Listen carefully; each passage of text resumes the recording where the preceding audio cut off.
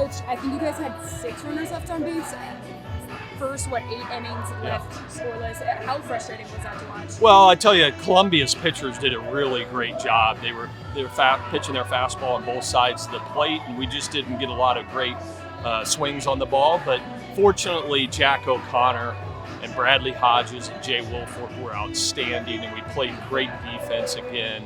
And that's baseball. That happens sometimes, and unfortunately, in the 9th inning or the 8th inning, we were able to put some pressure on them and be a little bit opportunistic. And listen, we've had some really great offensive games in our first 6 ball games, and we just wasn't quite there today. But they'll go back to work and be ready to go. Yeah, going back to the pitching, Jay comes in, 3 runners on base, 1 out. How clutch was he today?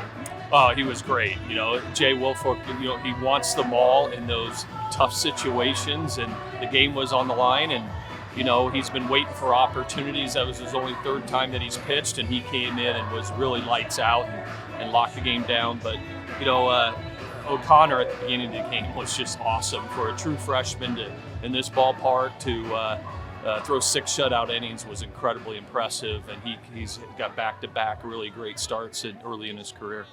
Yeah, and those 9 runs in the 8th inning.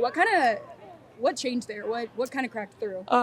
We took advantage of some situations. Ethan Anderson got a bunt down that they didn't handle, and we were patient enough that, they weren't throwing strikes, and we earned hit by pitches and walks, and then a couple of guys put some nice swings on the ball. Ethan Anderson hit that 3-run home run, which was big, but we just grinded it out, and sometimes that happens in college baseball. And lastly, we'll get you out of here. 7-0 start.